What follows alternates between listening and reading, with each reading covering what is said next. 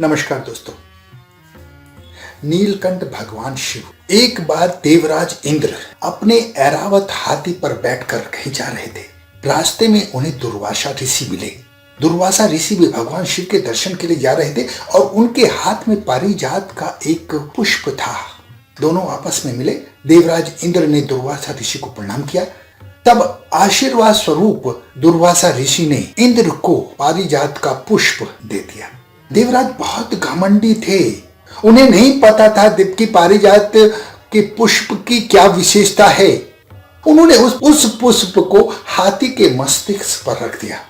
पारिजात एक दिव्य पुष्प था जिसे स्वर्ग से श्री कृष्ण ने धरती पर लाए थे और धरती वासियों का उद्धार किया था।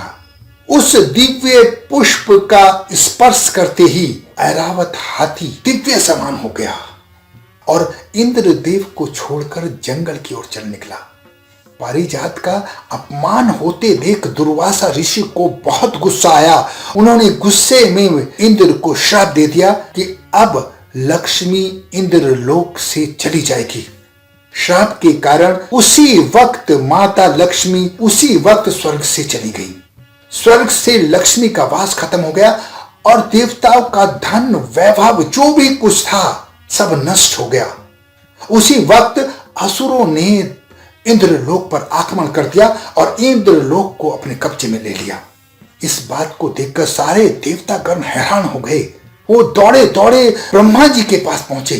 तब ब्रह्मा जी ने उन्हें भगवान विष्णु के पास जाने की सलाह दी। वो सब भगवान विष्णु के पास गए। उस समय लक्ष्मी जी भी वहीं पर विराजमान थी। भगवान विष्णु तो त्रिकालदर्शी हैं।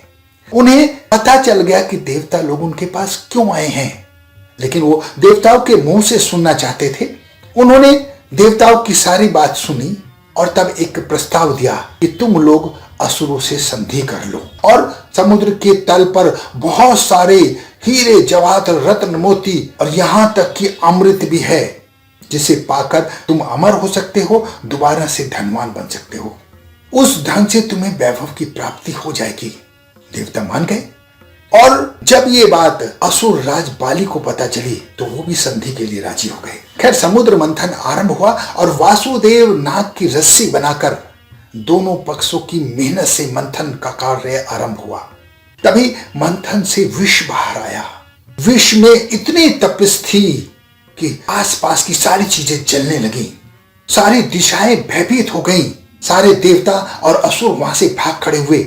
तब उन्होंने भगवान शिव से प्रार्थना की कि भगवान इस विष का कुछ कर दीजिए, इसको धारण कर लीजिए। तब भगवान शिव ने उस विष को पी लिया था। उस विष के प्रभाव से भगवान शिव का गला नीला हो पड़ गया था। भगवान विष्णु ने उस विष के प्रभाव को कम किया और शिव के गले से नीचे नहीं उतरने दिया। उसी कारण भगवान शिव नीलकंठ कहलाए। नीलकंठ जिसका कंठ नीला हो, और वो विष के कारण हुआ था। भगवान शिव की लीला बहुत अपरंपार है। हर विपत्ति में भगवान शिव जल्दी मान जाते हैं, तभी उन्हें भोलेनाथ कहा गया है। भगवान के बिना धरती पर कुछ नहीं है। अब जो कुछ भी करते हैं कीजिए, लेकिन भगवान की पूजा आराधना जरूर कीजिए। भगवान के बिना पत्ता भी नहीं हिल सकता। ये बात आपको ध्यान रखनी चाहिए। इंसान की इतनी औकात नहीं है कि एक पत्ता भी हिला सके, एक चींटी को भी मार सके। होना वही है जो ईश्वर चाहेंगे। भोलेनाथ तो भोलेनाथ हैं। भोलेनाथ तो भोले हैं। पूजा आराधना कीजिए, अपने जीवन को धन्य बनाइए। जय नीलकंठ महाराज।